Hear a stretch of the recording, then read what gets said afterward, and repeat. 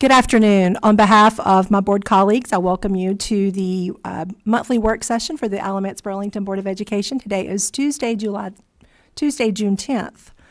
Board members, you've had an opportunity to review the agenda. Is there a motion to approve at this time? Motion to approve. Thank you, Ms. Harvey. Is there a second? Second. Thank you, Mr. Wagner. Any discussion?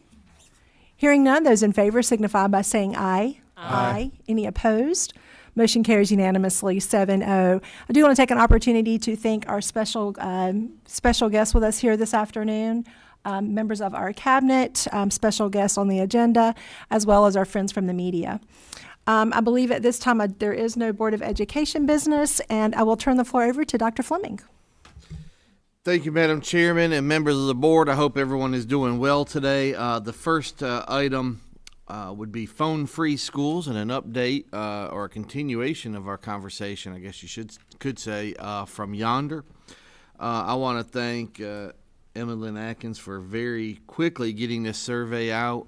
I think even for being out, I guess, a week, not quite a week, I think we had a great response number, 672 staff members and 1,700 family parent community members responding.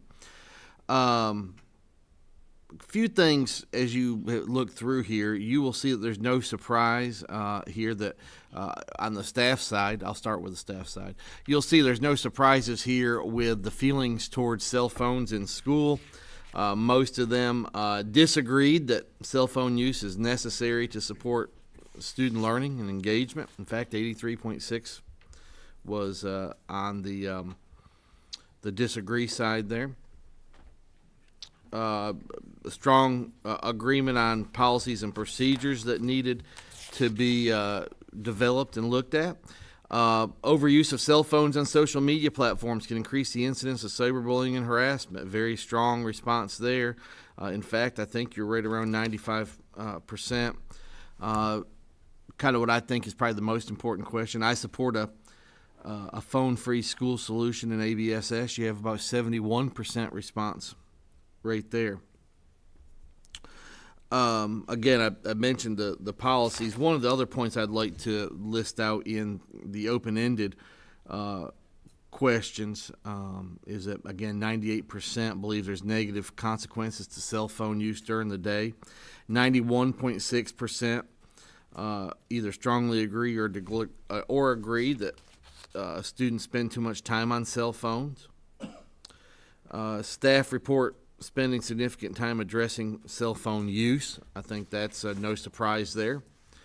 On the overall staff sentiment from the open-ended questions, many feel overwhelmed by the constant need to manage cell phone use and express a desire for clear, consistently enforced district-wide policies.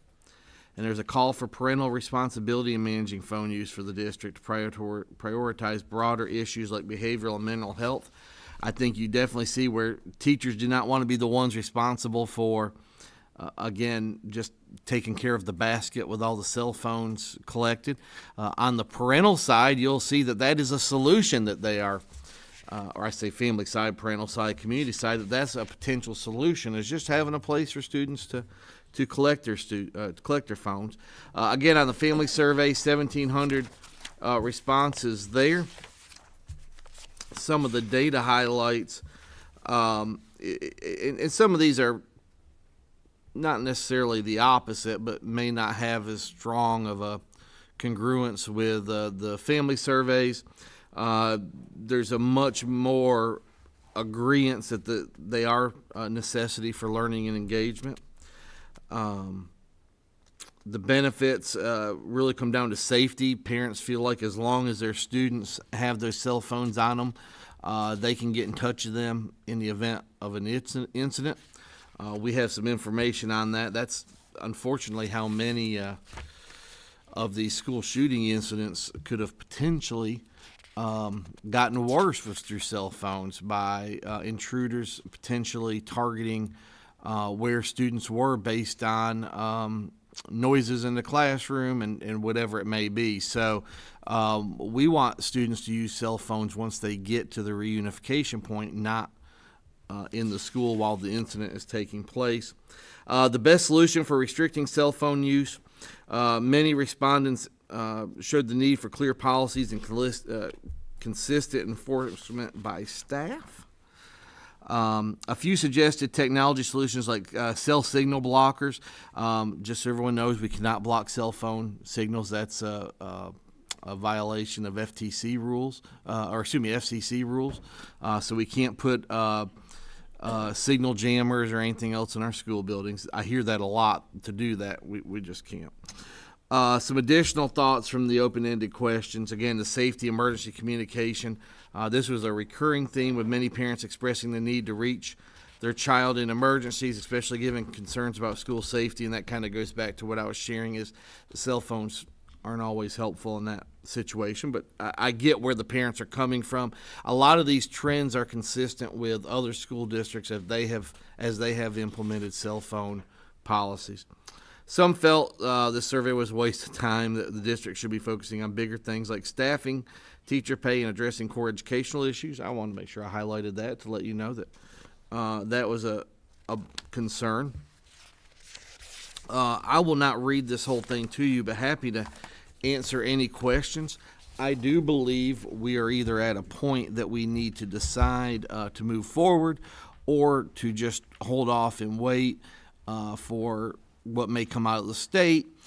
If going a route like Yonder is something you would like to do, we do have somewhere we have samples. Sandy's got them that you can pass around and use if you'd like. But if this is not something we want to do now, it may be something to look at the Christmas break.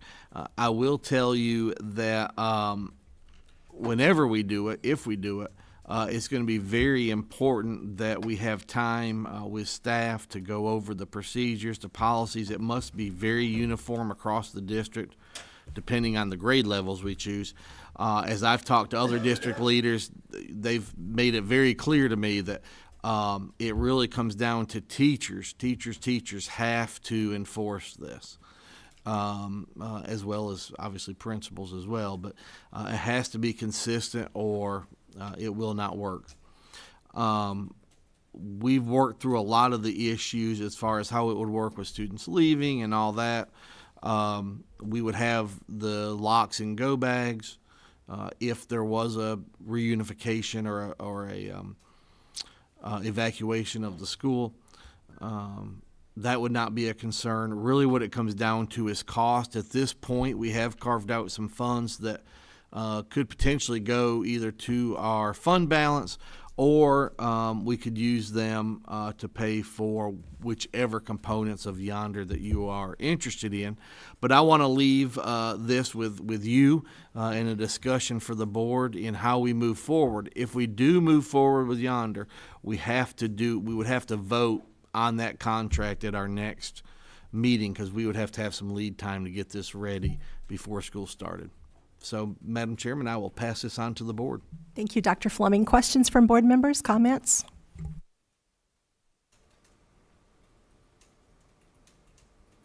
Yes, Dr. Parker? Yes, Mr. Rogers?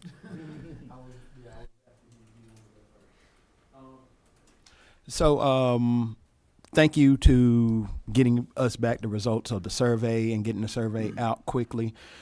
Just bringing up a couple of things that I know some folks have messaged me about or emailed me about around this. One of the things is it seems like there's not a consistency throughout our system right now on the handling of cell phone use. And so I know Dr. Fleming, you had said that a lot of people was like, teachers making sure they're enforcing and everything.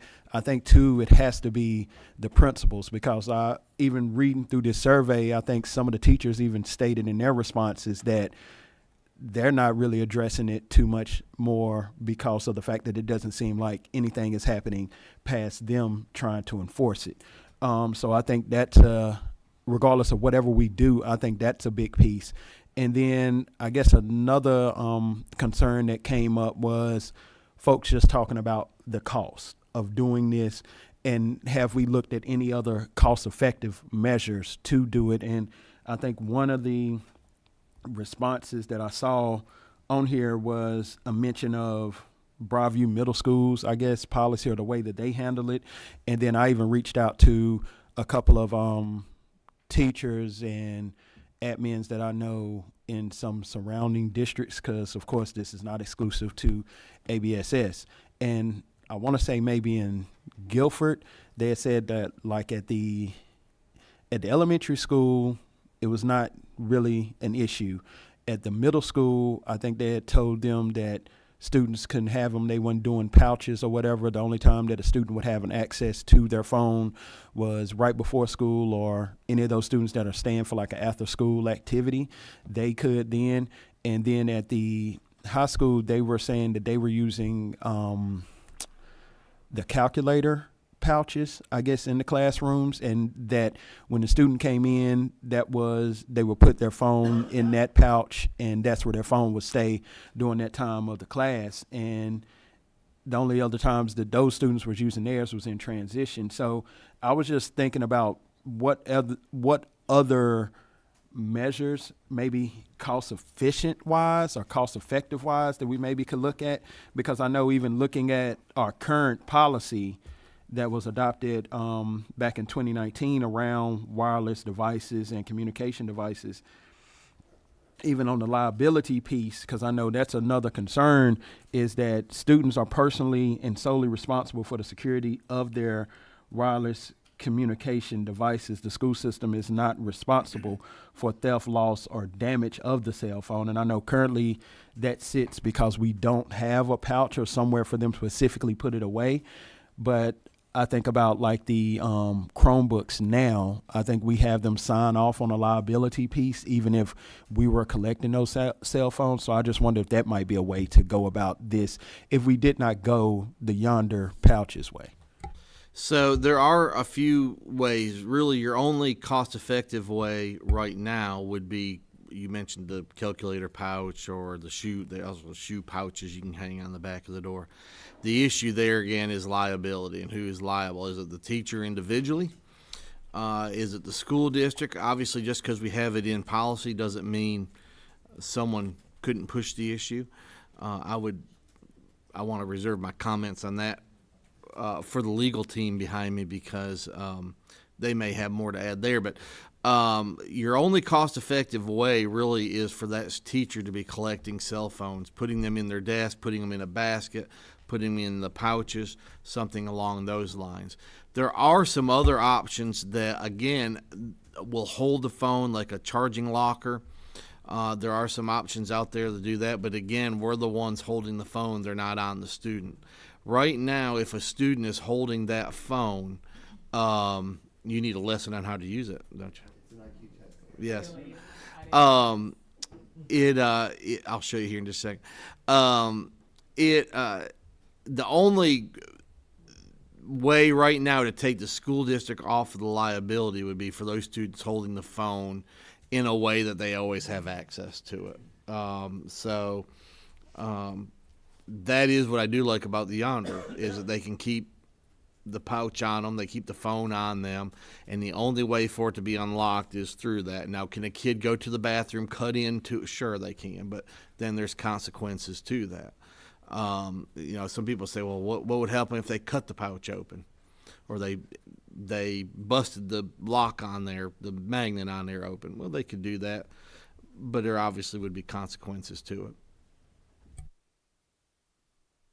Okay, and I guess then just the other question is, I guess it's not really a question, it's just more around a statement, because I know we were talking in the last time about the self-regulation piece of our students, and I think that just takes also an involvement from those parents and guardians on talking to the student around when is the actual appropriate times for your cell phone use or whatever. Like if it's a lunchtime, after school, before school time, those are the most appropriate times where I can say that you would really need to be using that cell phone. So I don't know. I guess I just continue to go back and forth around like the self-regulation, the cost-effective piece around something like this, but knowing that there is something that has to be done because it is disrupting the learning environment for the student and the teachers. And that's even shown, even with the teachers that I talked to me about cost effective, they were like, yeah, we do not want the distraction in the classroom any longer, but just as there are other means that we can go about this with it. And also the enforcement being universal, because some said that they would be trying to enforce it and it would be, I guess, an argument or whatever, or a back and forth, because possibly another teacher or another classroom, it was a little bit more lax and lenient. And it might just be because that teacher just got a little bit exhausted from trying to address it all the time. Yeah, and one of the things to make this solution work is that the principal has to be in the classrooms constantly, regularly, assistant principals, making sure that there's no cell phone use going on, or that they, aren't out and about. As long as it's in the pouch, and it's good. Thank you, Mr. Rogers. Dr. Parker, and then Mr. Engel. Yeah, so I'm sure everyone's seen or spoken to teachers where they say, well, it takes 10 minutes a class period to get things settled. And I think what we're talking about with the pouches is something that's uniformly done with the school when you walk in the morning and then leave in the afternoon, and then nothing during the day, so they would get back the instructional time. I mean, if it's like 185, I just did the math here, 185 days of school approximately, and 10 minutes of class is 30 instructional hours, which is a real difference as far as what students can do. And I appreciate part of the issue with discipline is the effort it takes to do it every time, and there's a little bit of a choosing your battle kind of thing that teachers are always involved in. You can't, like calling a game with a ref, which is probably a bad example because I don't understand sports, but, as far as enforcing things and trying to make it uniform and a uniform across classes. So I very much like the idea, of doing it in high schools at least. I don't know if it's middle school and high school, but it seems like that's where there are a lot of the problems, and also classes that have end of grade tests or some AP exams where the extra instructional time would make a difference. I don't know if we did, I guess maybe my question is, if we did high school this year and thought, boy, this is great, is it much cheaper to go ahead and do high school and middle school now kind of per pouch, or is it really kind of a la carte and we can do high school now and the cost of adding middle school later is just basically the cost of the pouches? The price given to us, there was no quantity discount. It's more about, I think it was around $25 a pouch, $24 a pouch, something like that. I was trying to remember if I wrote down the per pouch number. I would have to go back and calculate it.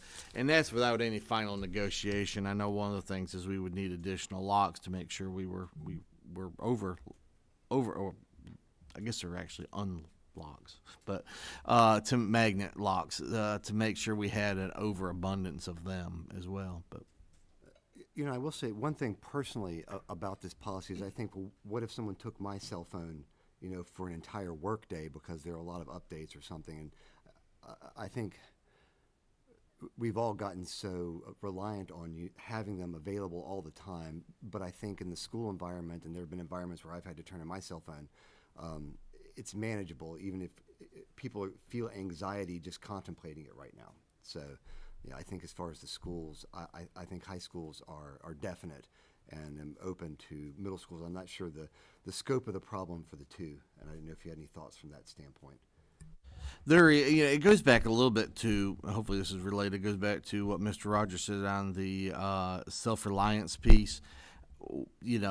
Schools for years have tried to figure out how to get the addiction of cell phones away from all of us, not just kids, but adults. And, I'm always looking at mine constantly, especially at night, wherever it may be. So I think some of that has been studied. I don't know that we're at a point that we have the right tools within ourselves to even get students off of cell phones. I mean, it's a I hate to use the word illness or addiction, but it is almost that, because I think I have it. So, and not so much even on the surfing side, but you know, if I were to lose my phone right now, I don't know what I would have after this meeting. I wouldn't know how to get in touch with anybody. Even as a staff, if I need to reach one of our cabinet members, you know, we do have office phones. But what do? We text or we call on the cell phone to the person we're looking for. So I do believe there's you know, I think that's really good. I wish there was a way we could just get students to understand your life is okay without a cell phone. But I don't know as adults we could agree to that. Going on the side of the anxiety, I do think there would be a lot of anxiety. People were crying over TikTok being gone for a couple days. So, you know, there's definitely going to be that. But I will tell you from a principal, and I may have already shared this with some of you individually, but in another county where this happened, the principal has talked about how nice it is to walk through the cafeteria at lunchtime and students are talking to each other and they're talking about academics, they're talking about athletics, they're talking about what they did that weekend, and just the ease of it's reduced fights, it's reduced discipline, because all these things start on social media. Over the weekend it bruised up, and then we come back to school and want to beat somebody up because of something they put on Snapchat. So it has helped, to an extent of recording fights in the hallway, the cyberbullying piece. It is expensive to be, I guess you could say it's expensive to be somewhat of an experiment. I think the reason why I finally got on board, because I was a little there too, but the reason why I really feel like I'm on board now is there's enough of a group out there that we've seen that this does have good outcomes. My recommendation or suggestion at this point would be not to go K-12 or 412 or anything like that. It would be try high schools in the fall. But again, it is an expensive thing if it's not going to be enforced. And so we've got to start. We start with our principals. We start with floor plans on where we put these locks as they exit the building, and we really go from there. And again, I've heard from parents in these other counties too to say they could see a difference. I do know students are anxious to get their phone open as they leave the building. So again, we're not necessarily fixing the phone addiction when they're outside school, but I think we are bringing some instructional time back while they are in school. I guess maybe my last comment, which really isn't a question, but is people talk about willpower as being like a muscle, and if you don't have to expend it on one thing, you may have some of that available to pay attention in class or to be more engaged. And my guess would be phone problems are worse in the late afternoon when everyone's kind of tired, maybe a little bit hungry. And to just take away the option. I mean, I know that the times that I've tried to lose weight, you break the diet at night as far as snack food and that kind of thing because you're tired, and it seems like it's a better idea than it actually is. So I think that's really all that. Maybe this will help students focus in a way that having to constantly think I'm not going to go look at my cell phone because you can't is maybe that would be helpful. So, and those are really all my comments with this. Thank you, Dr. Parker. I want to add one more thing because I saw they were trying to open the bag down there. You have to really you have to kind of hit the back side of that with onto that yonder lock. It's not a touch. You have to really. We'll see if you can accomplish that now. Just a quick comment from me, folks. I'm sorry. It's amazing that we're up here graduating from high school and college. It's amazing without using these things. It's astonishing to me that we have to ask our children to stay on their phones all day, on their laptops all day, when our teachers are the people responsible for teaching our children. It's not the laptop. It's not the iPhone. I'm sorry, folks.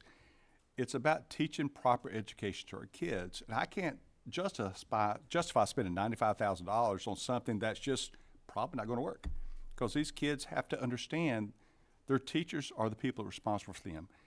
It's not the cell phone. And, folks, I think we have to get back to basic education. We do. teaching a kid, I hate the 3 R's, the 3 R's are what they are, but are we really at a point where we have to tell a child you can't be on your cell phone to be successful educationally? I don't think we are. I don't think our teachers would tell you are. I think as a school board, we have to be more efficient in saying, parents, guess what? Your kids bring a cell phone to school, and they're on it X amount of times, we're taking it away from them. It is a personal choice, not a financial choice, to make sure our children understand what they're moving forward with cell phones. And does this improve grades? I'm not sure. I don't think it will. I don't think taking a cell phone away from a kid is going to improve our grades. That's all I got to say about it. Thank you, Mr. Wagner. I think Mr. Engel. Thank you, Madam Chair. 200,000, wasn't that the? 215 for the seniors, I mean, for the high school only. 912, yes, sir. 215,000.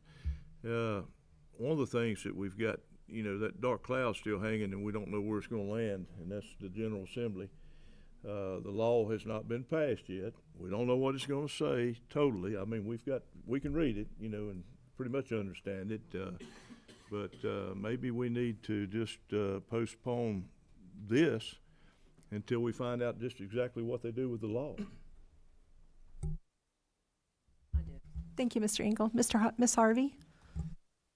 If you've never taken a phone away from a child, a teenager, whatever age group it is like taking the Wi-Fi and cutting it off, okay? It's horrible. It brings a lot of anxiety out in them. And we can act as if that doesn't exist, but it does. Because even as adults, I've looked at my phone 20 times while I'm sitting here, and probably more than that, because of information that I need or things that I need to make sure is okay. We can't even stay off of our phones, And so and we're adults. So for them, I do feel that we need to look at other options, as far as not just Yonder.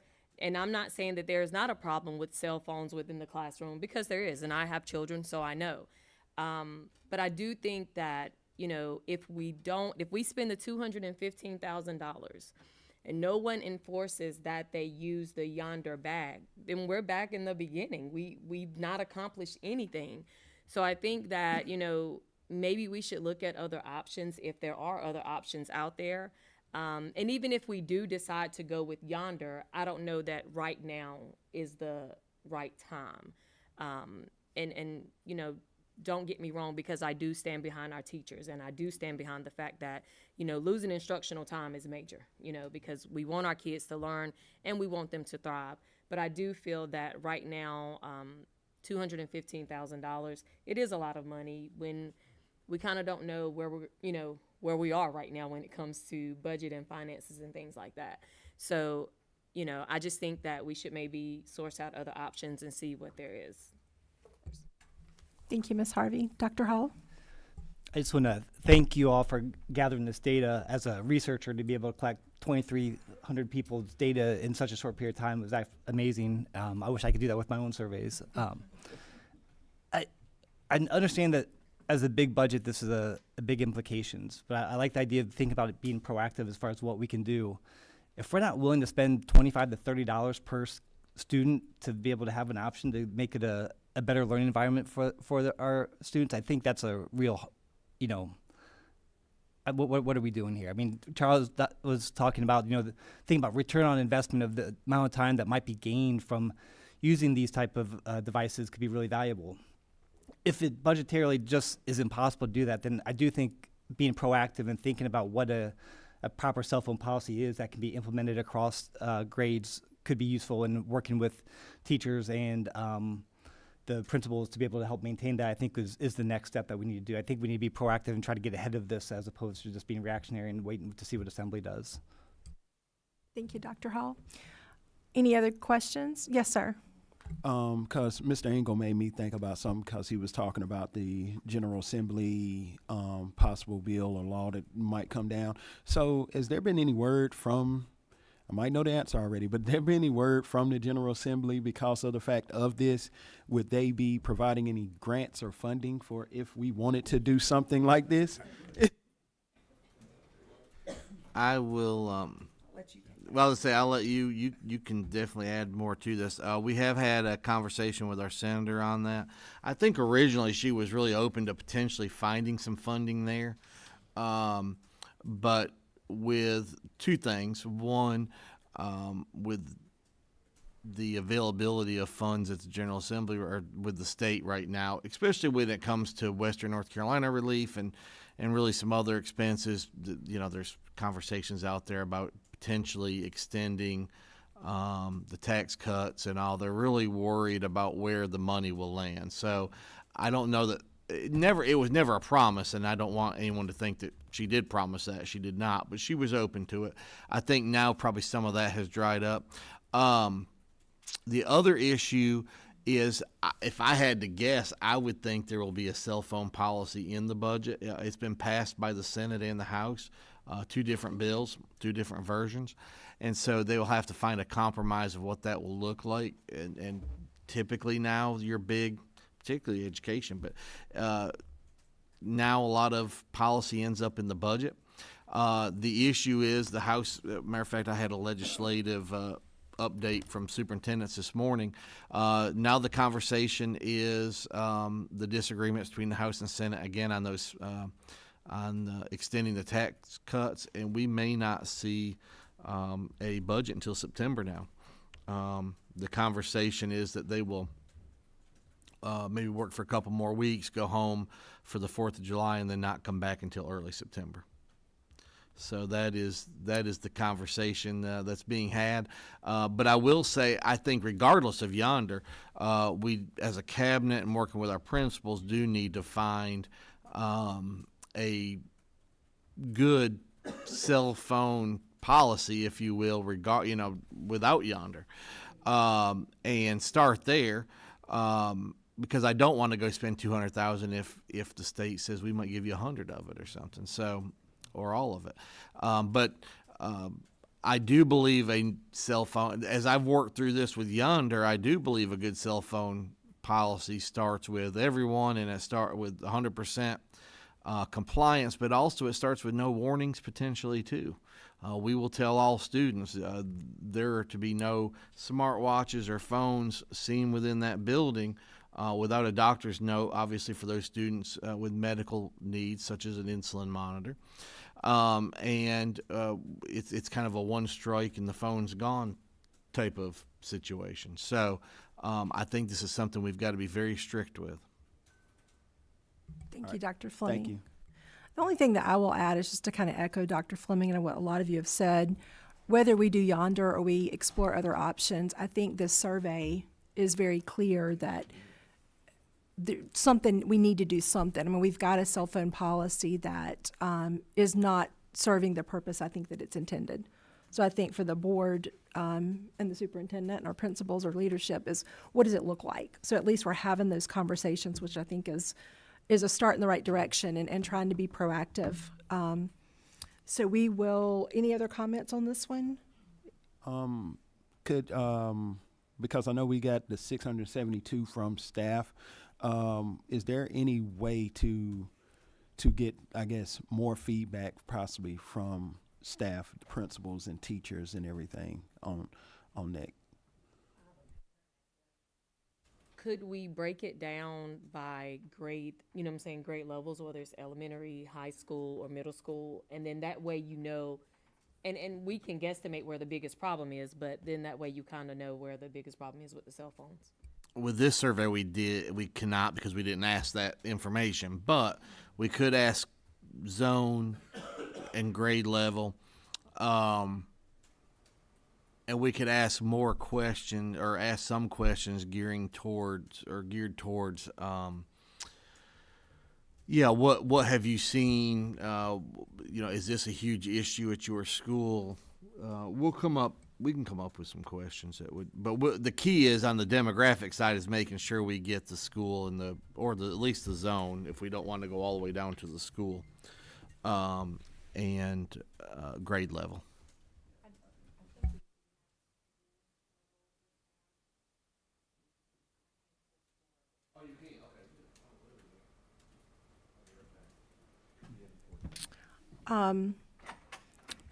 Any other questions or comments from the board? I do, just Yes, to ma'am. understand. So they get that bag, the yonder bag, right? And they take it with them daily and it comes back with them daily?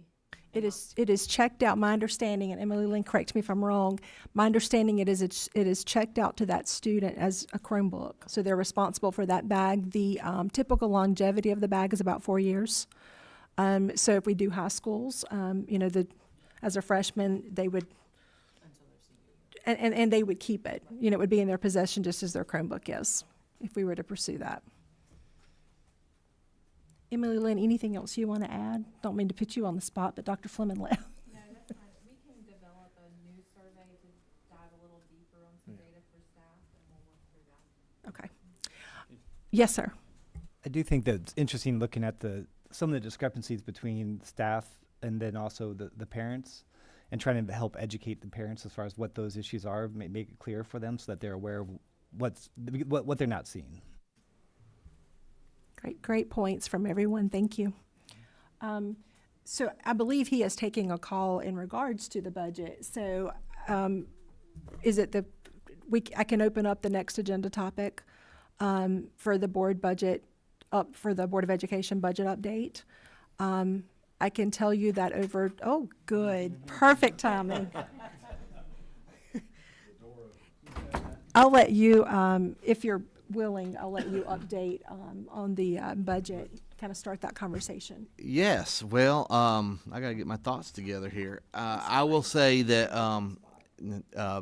no, that phone call hopefully is a good thing. I will say yesterday I presented to the county commissioners our defense, if you will, for the restoration of the 10 million, a conversation around the 1.3 that would be held back for the sheriff to pay deputies, and then the $5.7 million expansion.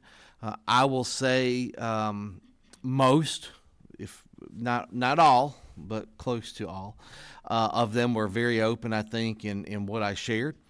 I had some good questions coming from several of the commissioners on just various items within our request. I do believe there's some confusion around the 250 for, 1.3 was sent to the sheriff, but we've paid 1.05. That's 250,000 that was moved extra. I don't quite think they understood that. Now in talking to Mr. Messer, we've got some other questions around that money as well that it's going to be hard for us to articulate maybe our thoughts around that.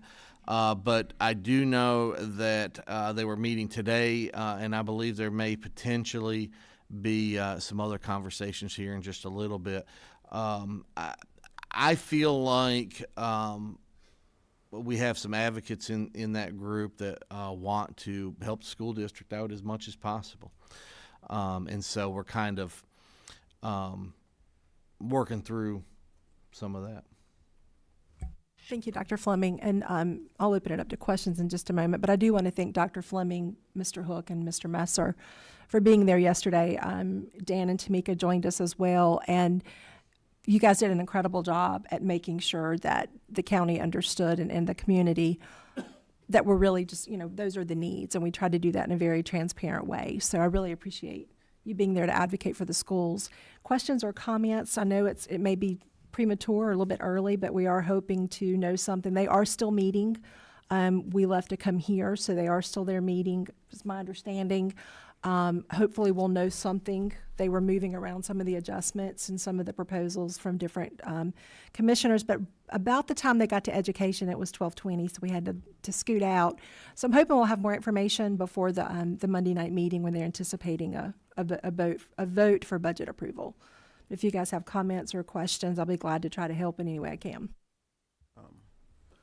Well, it's just more of a comment.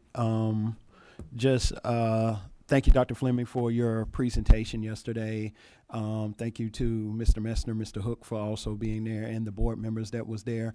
But also thank you to community members that did show up. I heard that the space was small, so there was even some that I think was outside. And when I just rode past there were some outside right now that was still showing their support for our school system, for our libraries and everything. So I stay hopeful in the process, and then also I continue to tell community members, make sure your voice is being heard on what you're wanting in this budget, what you are advocating for. Continue to email, share out anything, and just appreciating all the support to our school system, because from that public hearing meeting to watching folks through social media and people continue to show up, the support around our school system is there from the community. That cannot be hidden anywhere. That is shown out, and the community is showing up in a big way to show their support for public education. So thank you for that. Thank you, Mr. Rogers. Just a couple of comments. I do appreciate ABSS and this Board of Education, what they've done for our public schools. And I do thank the county commissioners for their work in our budget system. Folks, you have to invest into the future. You remember the past, you learn from the past, but invest into your future. And so I'm very thankful about the board working on this. You know, we got to invest in our kids. You know, folks, it's we have a great county. We got a growing county that's going to be better in the future. It's better because of our kids and our public education system. So I want to thank the Board of Education, those who are fighting for the budget, and for the county commissioners' work on this. Folks, this is absolutely paramount. We get a budget passed, we invest into our future. The future is not tomorrow, it's months down the road. And so we have to invest in that future, learn from this past, the mistakes that we've made. And we've made a lot of mistakes in this county. I know we have. And I don't spend money lightly, folks, but I understand where investments matter. Invest into our future, invest into our students, and our future leaders of Alamance County, North Carolina. Thanks. Thank you, Mr. Wagner. Any other comments or questions? No. All righty. At this time, I will invite, I believe it's our Chief Academic Officer, Ms. Denise Morton, to the podium for our CCP program. While she is approaching the podium, I will tell you that yesterday in the Board of Commissioners meeting, Dr. Engel was very complimentary of ABSS and the growing partnership, particularly within CCP. So good afternoon, board members, Madam Chair, and Dr. Fleming. Our purpose today is to discuss a memorandum of understanding between the school district and Alamance Community College. We do have a guest with us today. Sonia McCook, who is the Dean of Business Arts and Sciences, is joining us today. I joined their Board of Trustees meeting last night as they discussed our MOU. So we're really trying to partner together, and we do have a really strong partnership. So I thank them for that. I would like to go to the PowerPoint we prepared to sort of give you an idea of our partnership, and then we'll answer any questions about the MOU. So you can see that nearly 60% of American jobs require some kind of post-secondary education. Students who participate in that while in high school have a greater college-going rate and succeed much higher. So our partnership allows students to earn college credits while they're in high school, and we'll talk about some numbers through the PowerPoint, and for some an associate degree. So the cost savings for families opens the door. Dr. Engel mentioned this last night, that his child who's graduating from high school is entering with college credits from a community college. So he was really happy about that. Saves him some money. So you can see the partnership has created opportunities. Our school system is so lucky to have our early college, our pre-collegiate academy at Graham High School, our Ames trade skills at Graham High, and our EMT partnership, just to name a few. So we've got lots of good things going on for our high school students. If you'll go up just a little bit further, there you go. So we pulled these numbers this year just to show the number of college prep students that earned, numbers pulled from fall of 2024, this spring and this summer, that earned these, at ABEC it was 245, Alamance Virtual 22, and you can look down the list, so over 1,300 students were in that coursework. Okay? So we do have 3 good partnerships between our CTE programs and Alamance Community College. Our EMT cohort is on the ACC campus.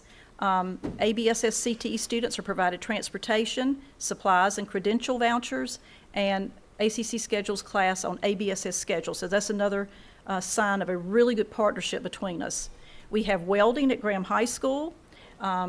So again, CT students are provided transportation, necessary safety gear, including helmets, face shields, etc. And then beginning next year, completing the year-long series of courses will be eligible for a basic welding certificate, which will help them enter the workforce one step ahead. And then we have the Fire Academy. So again, provided transportation at Graham High, the necessary supplies, the uniforms to wear during class, Fire Academy events, and they're eligible to obtain credentials from participating in that. So our students that are in various CTE courses may be eligible for college credit based on our state articulation agreement, which we're working on right now. ABSS works with ACC to develop our local one and to expand opportunities for our students. And lots of other benefits. We participate in our high school options fair, which is in the fall at Holly Hill Mall. ACC hosts and participates in a number of CTE collaborative events. Our College Career Ready Graduate Alignment Partnership has been created and is in process in order to meet legislation. And then we're creating additional pathways and opportunities for our students to have certifications. So let's look at our partnership success. 84% of this year's graduating class at ABSS Early College High School finished with an associate's degree. That is very, very strong. 100% of the graduating class of 2025 at our Early College High School also completed either an associate's degree or college transfer. 60% of those graduates did so with honors or high honors. Our Graham High School Pre-Collegiate Academy, 97% of those students completed an associate's degree, a college transfer pathway, and or a certificate program. So you can see 28 associate degrees awarded there, 76% of the students. And so overall, 93 associate degrees, 79 college transfer pathway completers, 36 certificates, and 18 Spanish interpreter certificates awarded. So the Alamance Scholars Program is a partnership between the school system, ACC, and Elon. All ABSS students interested in teaching as a career begin their journey as a teacher scholar and transition to Alamance Scholar if they decide to attend either ACC and go on to Elon University. Teacher scholars attend the college of their choice and are offered an employment opportunity upon graduation and earning a teaching license. So at ACC right now we have 6 future teachers. At Elon we have 7 future teachers, and ABSS employed 3 of those beginning teachers. So total number of ABSS high school teacher scholars right now, 39 students that we hope to push into a teaching career at some point. And then of those scholars, 41 future teachers are enrolled in a 4-year university. So just a little quote, coming together is a beginning, keeping together is progress, and working together is a success. So now I will entertain any questions you have about our MOU. Thank you so much, Dr. Morton. Mr. Engel? Dr. Morton, I noticed that Southeast High School is not listed on this list. Is there a reason for that? Well, it's because they don't have a specialty program. The ones I mentioned were specialty programs. Does that make sense? Yeah. It makes sense. Thank you. Okay. Any other questions or comments for, yes, sir, Dr. Hall? Just make a comment. I mean, this is thank you for sharing this data. This is really fantastic. And just think about our conversations around budget. I mean, this is a great way to prepare our students to be workforce ready, whatever they want to do, right? I mean, it's epitome of what we should be doing and a great investment in our future. Thank you. It sure is. Thank you, Dr. Hall. Dr. Parker? One question was related to communicating as far as students being in classes, say at ACC versus not. There was some discussion, let's say you're an athlete and there's a minimum number of courses you have to have, and there was some concern that if they dropped a class at ACC, somehow maybe things weren't communicated quickly enough, and maybe you play an ineligible player for a game or something. Not that everything is about athletics, but some things are, and I didn't know. With the move to what I think everything is now 8-week classes at ACC, is that? Not everything. Not everything, okay. A lot of the gen ed classes, like psych, soc, history, those kind of things, but I mean, there's still a lot of the CTE programs that cannot condense into 8 weeks. Got it. Even like A&P, a lot of the math courses are still 16 weeks. Yeah, so I guess my only question is as far as coordination between ABSS and ACC for things like that enrollment issue. I don't know if that's covered in the MOU or if that's something that, the two organizations kind of deal with outside of that. No, it's not included in the MOU, but we work that out between us. We meet, part of the MOU says we will meet every 3 times a year, and so we will discuss those types of things, or even between us in between. So we can look at that. And I may be raising a purely hypothetical issue. I don't know if it's actually happened that, an athlete dropped a course and then, things weren't communicated correctly, but thank you. Okay, thank you. Thank you, Dr. Parker. Any other comments or questions? Just a comment, similar to Dr. Hall, just thank you for getting together this information. Thank you for the partnership that we have with ACC. I think it is another piece of the ABSS school system that can be appealing and attractive to folks who move into our community, move into this county, or looks at this county for business, to have these type of things, because it does show that we are working towards building that future workforce that can be attractive to people. And it's just amazing to see these percentages, like with ABEC, where you got 100% of their graduating class with an associate's or college transfer, 97% there at the pre-collegiate academy. And like you said, some other schools are not listed because they don't have those type of specialty programs. But I mean, we was just at all the graduations, so we saw on a lot of them what things they were graduating with as far as associate's degrees and certifications and stuff, and what they were going to next. So a lot of that is because of that partnership that we have with ACC. And so continuing, just hoping for more growth through that and more accomplishments with it. Thank you. Thank you, Mr. Rogers. Any other comments or questions? Hearing none. Thank you so much, Dr. Morton. Yes. You go ahead, and then I'll make a comment. May I say something? I just want to thank you for the board, for our partnership. A lot of community colleges do not have partnerships with their local LEAs like we do, and we work very closely with you all, and I just really appreciate you and the willingness to work with us, and I can't say enough about how we collaborate very closely together to try to make sure we're providing the services that your students need, and please let us know what we can do to help you. We're sending a lot of kids their way, but I do want to do a shout out for our transportation director, Justin Smith. They, and Greg knows this, they are busing children all over this district to get to these places every single day. And we just talked about the middle of the day transportation, trying to get kids back and forth. So they do a huge job of managing all that. So I want to thank Justin Smith publicly for that. So thank you. Thank you, Dr. Morton. Madam Chairman, I need to make a recommendation on something here with the agenda. I think a few of us will need to step out to take care of some items that are to the benefit of ABSS and the Board of Education. And so I'm going to ask if we can have an amendment to the agenda to move F operations after D1, where we're at right now. Once Mr. Hook presents his 4 items, we would then go into a closed session. Once we get out of closed session, we would continue with curriculum 2 and then student services as well after that, and then the policy updates. Thank you, Dr. Fleming. We're cutting Dr. Morton short at the moment, but That's bringing her okay. back. I'll be back. So, Thank you, Dr. Fleming. Is it the pleasure of the board? Yes, do you need a motion? Yes, please. I make a motion to amend the agenda as proposed by Dr. Fleming. Thank you, Dr. Parker. Second. Thank you, Mr. Engel. Any discussion? Hearing none, those in favor signify by saying aye. Aye. Any opposed? Motion carries unanimously. At this time, we will move into operations with Mr. Hook.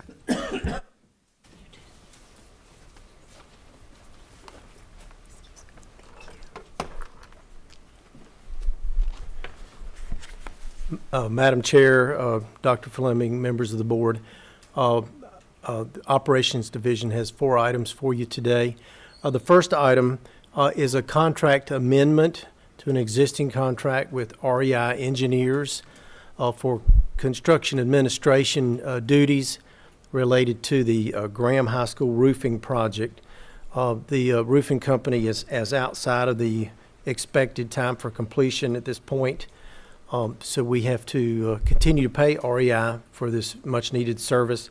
The value of this contract amendment is $12,000.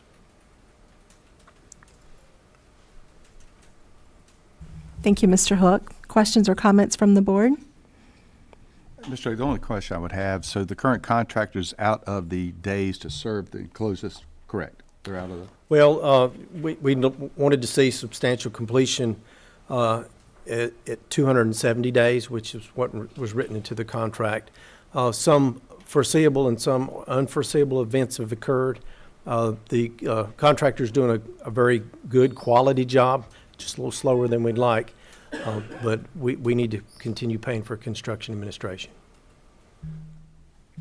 Remind me, I remember there was one roof where you got partway into the process and then realized there was more that needed to be done.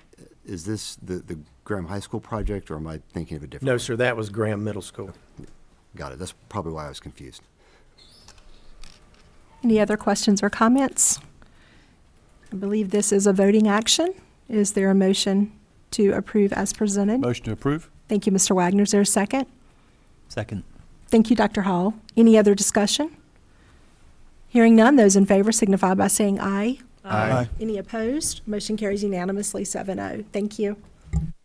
The next item I have for you is also one that requires a vote. Duke Energy requests an easement so that they can supply power to a home that they are building off of Woods Chapel Road, which is adjacent to a lot that we own. I can show a picture, the one to the right, Dennis, that says Williams. The yellow lines are the existing overhead power easement. All that's additional here is an underground easement that you can see from the yellow circle with the green around it through the star with the green around it, and that gets you to the border of our property on Woods Chapel, and then the remainder of that red line is the underground power going to that rectangle box, which is the new home being built. Any questions or comments for Mr. Hook? Yes, Dr. Parker. Hearing none, seeing none. Motion to approve? Thank you, Dr. Parker. Second. Thank you, Ms. Harvey. Any other discussion? Those in favor signify by saying aye. Aye. Any opposed? Motion carries unanimously. Thank you. All right, our district athletic director, Todd Davis, is going to present number 3 unless you wanted to go to number 4 first. Can I do that? Can we do number 4 before number 3 while he's already at the podium? Sure. Okay, that sounds good. Thank you. Thank you. Make sure I'm in compliance. Okay, the item number 4 listed here is the fresh fruits and vegetables contract for child nutrition. This is for information, and if it all goes well, it would go to the consent agenda for the late June meeting. So each year, the Child Nutrition Department puts out for bid the fresh fruits and vegetables component of their menu for the year. They put this out to multiple companies and had one bid returned. The value of the bid is $301,825. So we have attached here the actual bid document, and then the spreadsheet indicates exactly what they would be purchasing. Again, this is for information only. Thank you, Mr. Hook. Any questions in regards to that? Yes, sir. Mr. Hook, this place, this Foster Cavaness, Yes, am I sir. saying that right? Where are they located out of? Are they local? Are they local to us? or- I can't say. I see their trucks delivering to us all the time. We've dealt Okay. with them in prior years, and they're reliable. Okay. I was just wondering. Then I saw where I guess they were the only ones who did respond back on the bid request out there. Okay. All right. That's all I had. All right. Thank you, Mr. Hook. Thank At this time, I will turn the floor over to our district athletic director, Mr. Todd Davis. Hope you all doing well. This is a proposal to amend athletic eligibility board policies to align with the North Carolina High School Athletic Association and the North Carolina State Board of Ed standards. Currently, ABSS eligibility falls on the previous semester meeting a 2.0 GPA. If the student is below a 2.0 GPA, they're placed on a personal education plan for 15 days. They must pass a minimum of 75% of classes and attend 85% or better.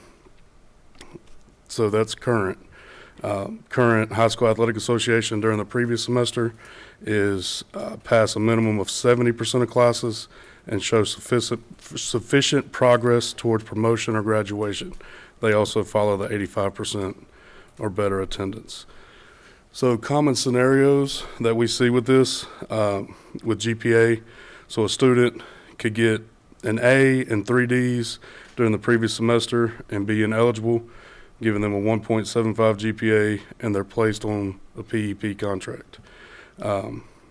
If they don't pass all their classes at the end of 15 days or fall below the attendance, they're removed from the team or removed from participation. So the grades that they would make, that satisfy the contract, they also place them on the contract.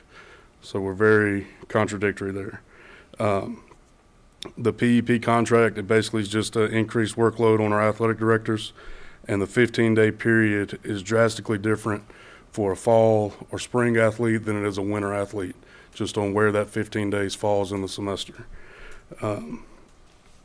So with the pass-fail percentage scenario, we get a lot there. Student is enrolled in 3 standard semester courses and 1 year-long course. Student failed 1 semester course, or like we mentioned earlier, they dropped the ACC course. That's very common with us in athletics, happens all the time. So if that happens, they now go to where year-long classes count as half a credit. Now they're 2.5 out of a possible 3.5, giving them 71.4%. So by that, they're eligible by the state standard, but ineligible by ABSS standard. So with that, kind of puts us in the situation of being the bad guy, whereas they could participate in other districts or be eligible for other districts. We're kind of limiting ourselves and limiting participation. So basically just the proposed amendment would be, and this is information only, basically just to align ABSS eligibility standards with the governing bodies. So Thank you, Mr. Davis. Questions or comments? I know that's a lot of information really quick. So I was just looking, so my read of this and my understanding is so that an LEA could make a policy that is more strict than the states or the organizations, but not less, or how is? Yes, how sir. Okay. So we could be more restrictive, just not less restrictive. And then the state bodies that do this, I was just looking, you list DPI. I didn't know if they, but then you don't reference them elsewhere. Does DPI have a statement as far as eligibility for athletics, as far as the, and it's They not a do. statute, it's, yeah. Yeah, they do, and it's evolving a little bit as we speak. Just got an email while we were sitting here of things that are changing, and but DPI mostly focuses on our middle schools as far as athletic requirements and things of that nature. But they're slowly kind of coming in and kind of controlling and directing which way eligibility standards kind of fall to.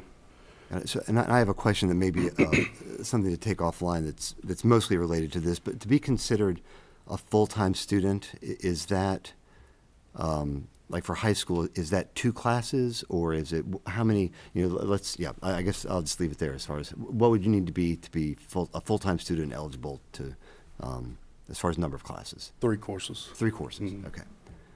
I got it. All right, I don't have any other questions. Yes, Dr. Howell. I just have one question. In previous life, I spent a lot of time on NCAA committees around eligibility.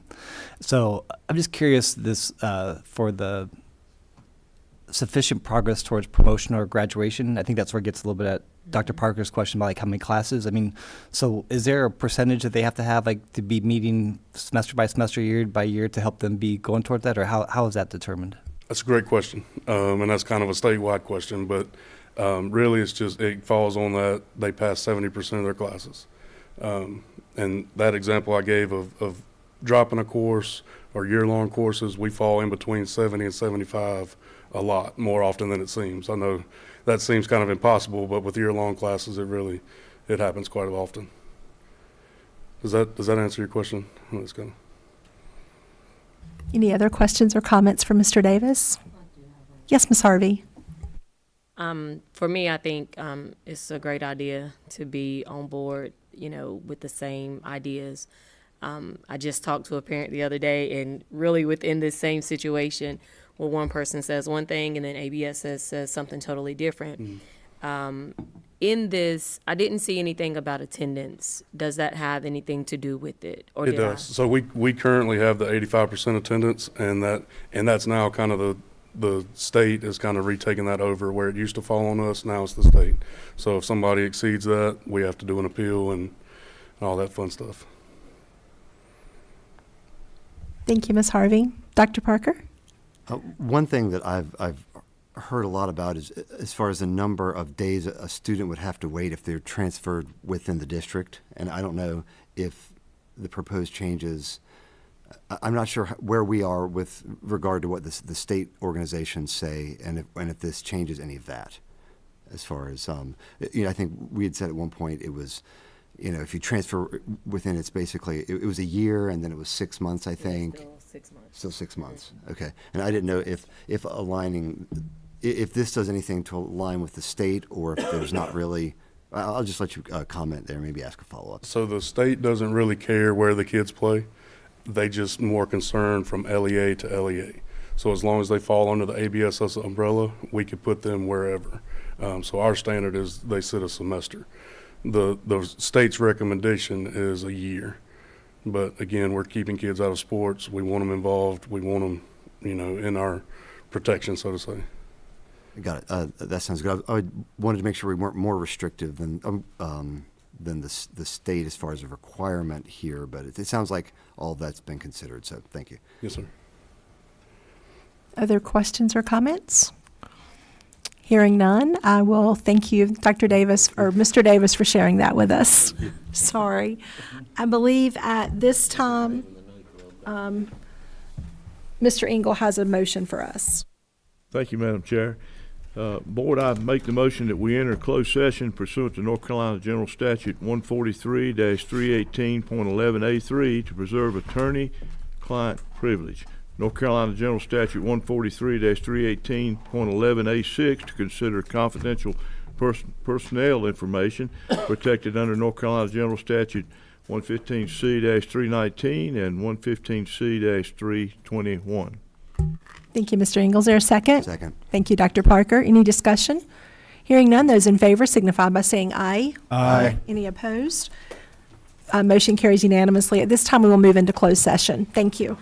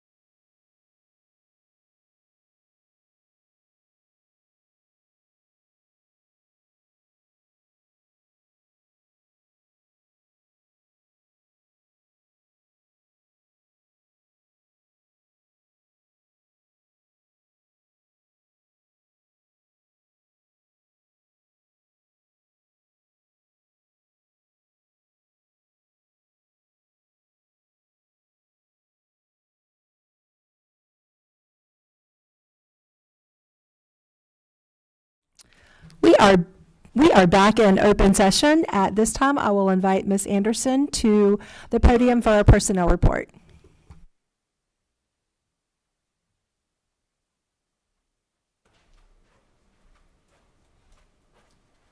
Good afternoon, Madam Chair, members of the board. I ask that you approve the personnel report as amended in closed session. Thank you, Ms. Anderson. Just for the board's notice, I am going to recuse myself. I have a family member on the personnel report. Is there a motion to approve the personnel report the amended personnel report as presented? Motion to approve the amended personnel report. Thank you, Mr. Rogers. Is there a second? Second. Thank you, Ms. Harvey. All in favor signify by saying aye. Aye. Any opposed? Motion carries unanimously, 6-0. Thank you, Ms. Anderson. Dr. Fleming has decided to go back over for the remainder of the Board of Commissioners work session. We felt it was important that he and perhaps Mr. Messer and Mr. Hook be there this afternoon. So we're going to pick our meeting back up, and I believe it's Mr. Haley, or excuse me, Dr. Haley, at the podium for our accountability.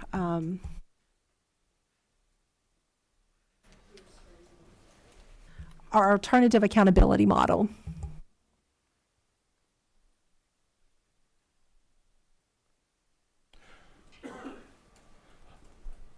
Madam Chair, members of the board, thank you for having me here today. Each year we have to present to our board and approve our accountability model for our alternative school. As a part of the alternative schools accountability model for DPI is due every year by August 1st. I'm going to present our options today and ask for a option to be put on the consent agenda for the nighttime meeting later in the month. So with the alternative accountability model, we have three different options. Option A is the Ray Street Academy participates in the school performance grades, just like every other school in ABSS. Option B is the alternative school participates in the model that is identified as a admin option 16 NCAC 06G.0314. That's just an administrative rule for the accountability department. And then option C, the school board could propose its own alternative model that has to be approved by the state of DPI. I mean, State Board of Education, and those proposals have to be done in the fall and be presented to the state by October. So option B is what we've used historically in ABSS.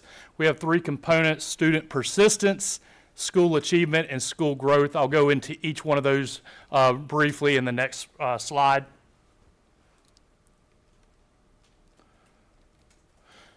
So what are the three components of option B?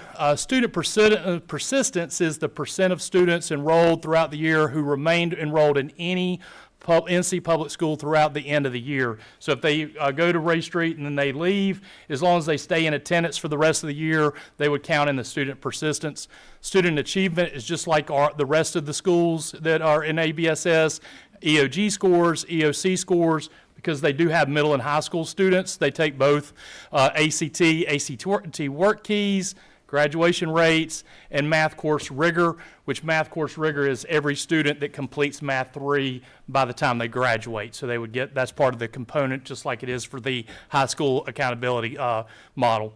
And then school growth is the growth scores measured through EVOS, which is done through with every school in the county as well.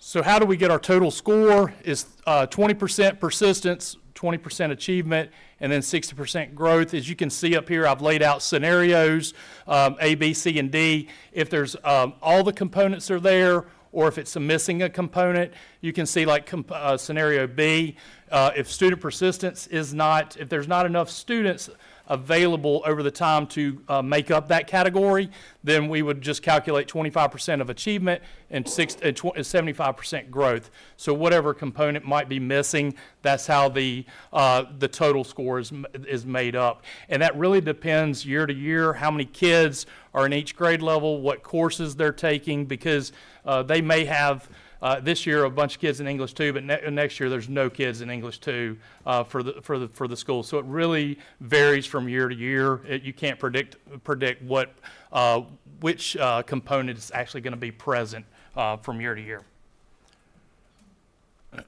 How do they designate a school?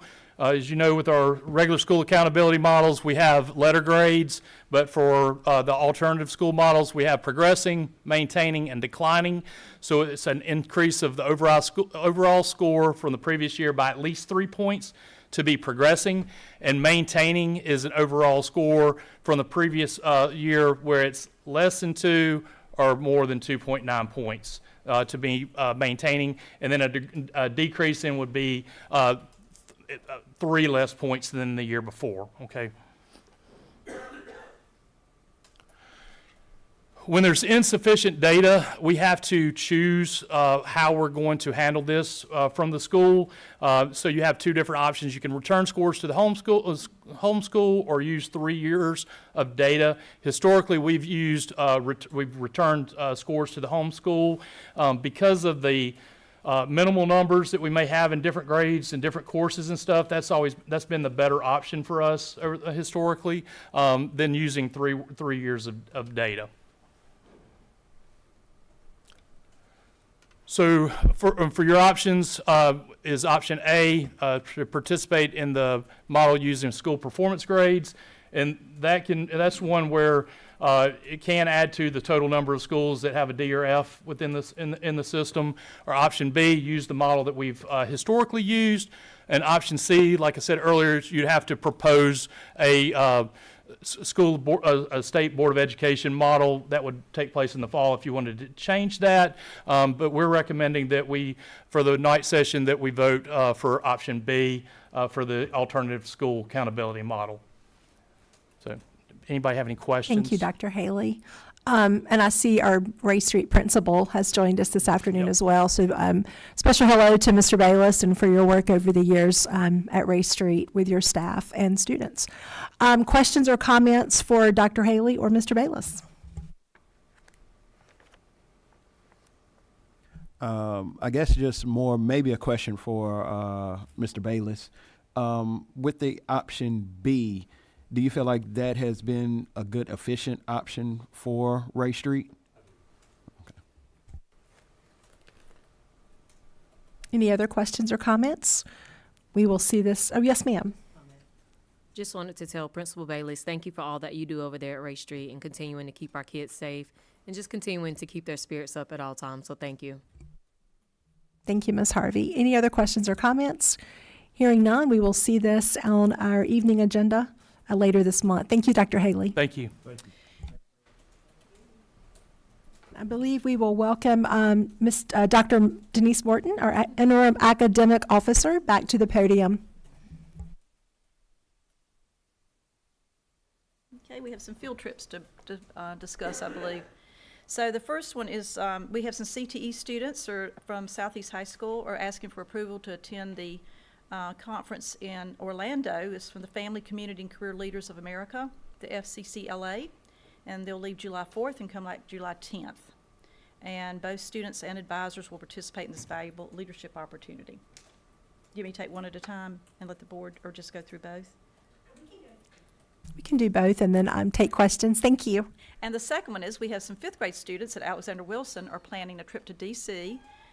In the fall of this coming year, November 23rd through the 25th, and the cost per student is $400, and they're seeking approval now to allow families ample time to plan and arrange payments. All right. Questions for Dr. Morton? And is it, I noticed one of these is July 4th. Are we okay to vote on this at our evening meeting? Yes. Okay. Yes. All right. Any questions or comments? Hearing none?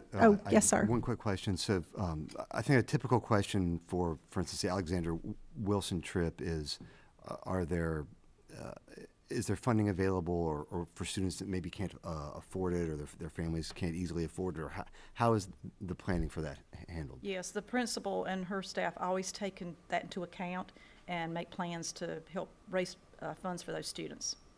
Great, thanks. I know Ms. Harvey's asked that in the past too, because we want to make sure everybody gets to go, right? All right. Thank you so much, Dr. Morton.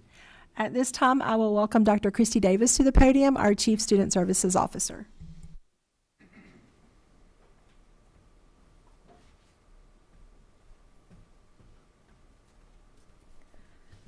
Good afternoon, Madam Chair, members of the board.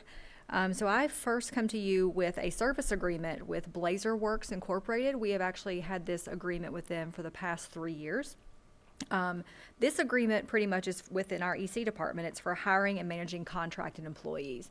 This year, this contract was for $500,000. With that money, we were able to hire 2 full-time SLPs, not hire, contract with 2 full-time SLPs, 2 part-time SLPs, speech and language pathologists, and 1 regional behavior technician, an RBT, as well as 1 part-time SLP to serve our private schools. We are looking to continue this partnership, but increase it to $1 million this year. I have gotten approval from Mr. Messer that we will use State 32 EC funds for that. We will continue with our current contract employees that we have thus far, in addition to recruiting more SLPs. Thank you, Dr. Davis. Questions?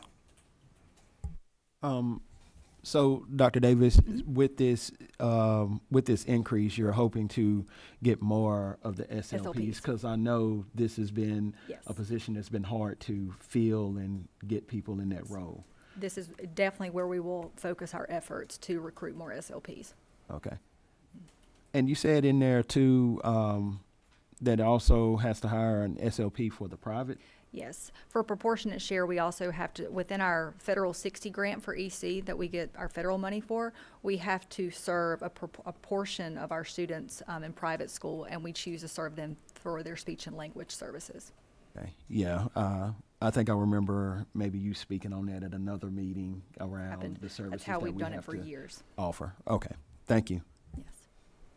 Any other questions? All right. Thank you so much. We'll move into gifts. Okay.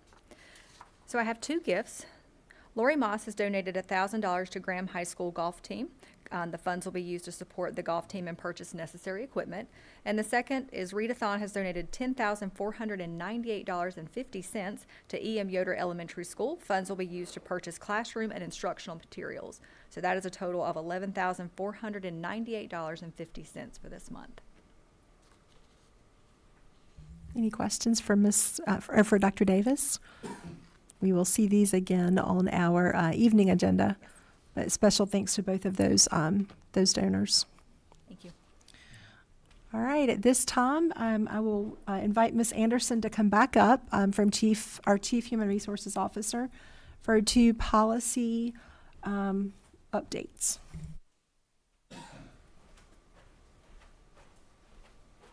Good afternoon again, Madam Chair, Board of Education. Before you today, I have policy 7450, dual employment. If you will recall, this was presented to the board on April 8th, 2025. And today I am asking if there are any questions from the board as it relates to this proposed policy.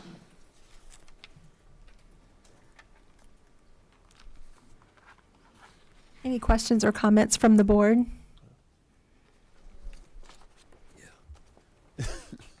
Yes, sir. Yeah, so I do have a question. Hold on. I was bringing it up. So, I see here under like the possible exempt positions, because I know there's been a lot of conversation around like child nutrition area. And so it's just saying under here, child nutrition managers and assistant child nutrition managers. Yes. And then as far as any other exemptions, that will be just to the discretion of Dr. Fleming? Yes, sir. And the reason, Mr. Rogers, you see child nutrition managers and assistant managers, because currently they work 40 hours. And so our other child nutrition staff members maybe work 30 or under. And that's why the manager and assistant manager are on the exempt position list. And then I guess just another question, because I know with this we're trying to make sure we can get enough staff for our buses. Yes, sir. And trying to help in that. And I appreciate the cabinet's effort on trying to work into that. I guess I just, like, one of the things that still gives me a little bit of haste is some of our current people who are in some of these classified roles.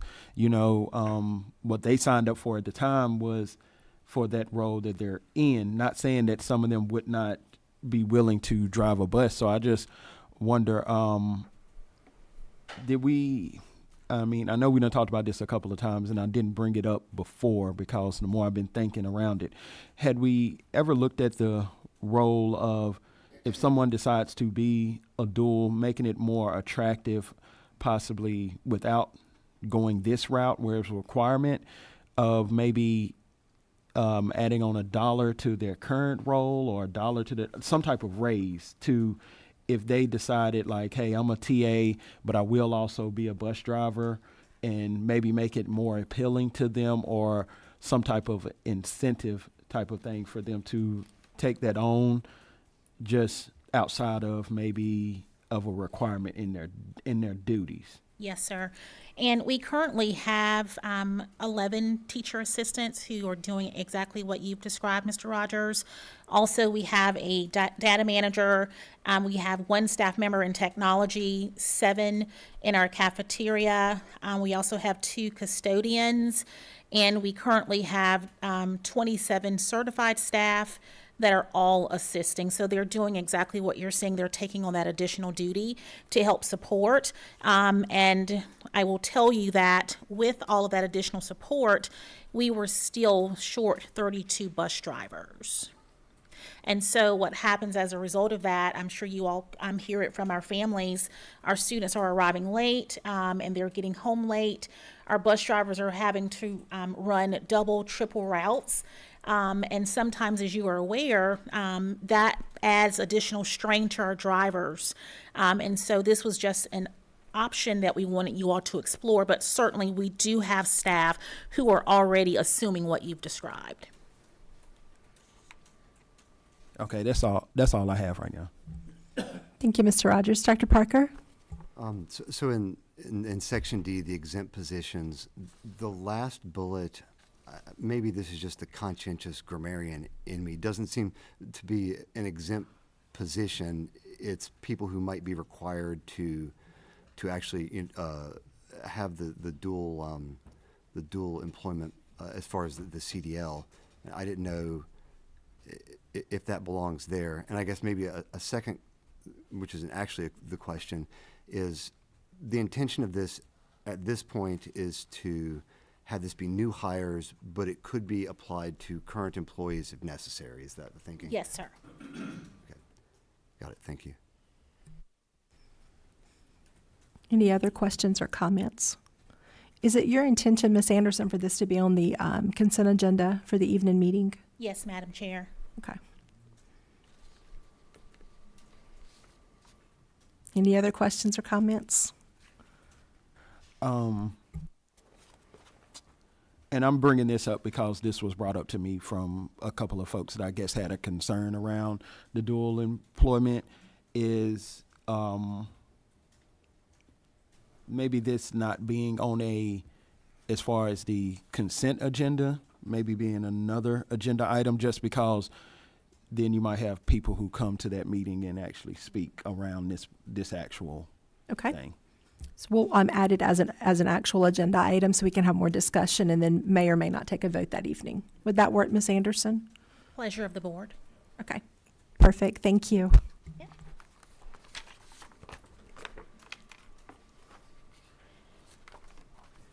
Also, I have for you policy 7430, which is substitutes. And there are a few, you'll notice here in red, a few revisions that we are asking of the board to consider. Currently, our policy states a substitute teacher must accept and complete at least 3 substitute teaching assignments per semester. You'll notice here that we have 6 in red. So what we've seen in HR, if a substitute is hired in the springtime, it's possible that they're not able to meet, getting 3 in the fall because they weren't here. So if we make it just 6 in total for the school year, then we're not going to run into the potential of a substitute not meeting our criteria. So that's the first thing. Also, we have here, we talked about by the end of that school year, the absence management operator list. So we want to make sure that our frontline system is an accurate reflection of the actual substitutes that we have. The last sentence in the second paragraph states an email with an effective date of a dismissal will be sent to you as notice that you will be dismissed from the Alamance-Burlington school system. So we are asking that we include language around a dismissal for our substitutes who are not meeting our criteria. We cannot force a resignation from an employee, but we can dismiss the employee. By doing so in human resources and in finance, that would mean that this individual is no longer active in our system. Currently, we have 915 registered substitutes in our frontline system. However, over 300 of them have not subbed in Alamance-Burlington in years. So we have an excess of substitutes who are not active, but they still have access to their email, and they're still showing active in the two in HR and in our payroll department. I would like to say that if the board is agreeable to adding the dismissal language, a candidate who is dismissed, they would have the option to reapply. So it wouldn't mean that they would not be able to reapply, but the goal is to ensure that the active subs that are listed in our frontline system matches what's in our internal link system. And right now, the systems aren't matching. And so that is the reason we are bringing these revisions today for your consideration. Any questions? For Ms. Anderson?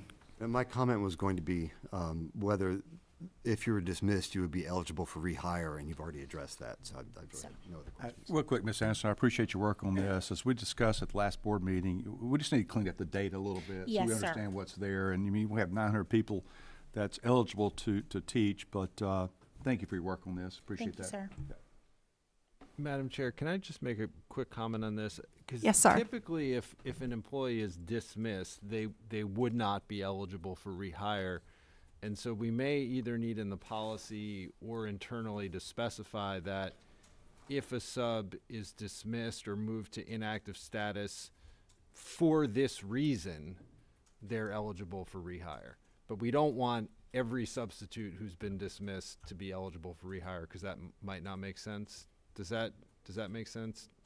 Yes, and when I read policy 7940 for dismiss for cause, I was thinking specifically for misconduct. Right, yeah. And so since this wouldn't be misconduct, but if you still feel we need to add some additional language, then we can certainly do that. So we're asking to add language, if they've just been absentee teachers, they've not been an active teacher for whatever that term is, are we asking to put language into the rehiring those folks to say you have to meet these requirements, or those who've been terminated, I would think would be a little easier to determine moving forward? I'm just making sure that there's a distinction between someone who's dismissed, essentially someone who becomes inactive because they're not working, and someone who's dismissed for cause. I think as long as people understand the distinction, and that if you're dismissed for cause, you're not eligible for rehire. If you become inactive, then you can. That makes sense to me. Yes, Dr. Parker? Yeah, so I will just say whatever Mr. Mitchell and Ms. Anderson figure out as far as the language, I'm okay with, but I agree that it should be clear that if you're dismissed for cause, and it's not that simply you didn't get enough substitute hours, and I don't know how that's best reflected, but I think that's important to be clear about. So I'll let that staff if anything needs to be changed, I guess that will be in the final version of this. All right, sounds good. Any other questions or comments for Ms. Anderson? All right, we will look forward to these two policies in some way, shape, or form in June, at the couple weeks in our evening meeting. Thank you. Is there any other business before the board this afternoon? Motion to adjourn? Thank you, Dr. Parker. Is there a second? Thank you, Ms. Harvey. Any discussion? Hearing none, those in favor signify by saying aye. Aye. Any opposed?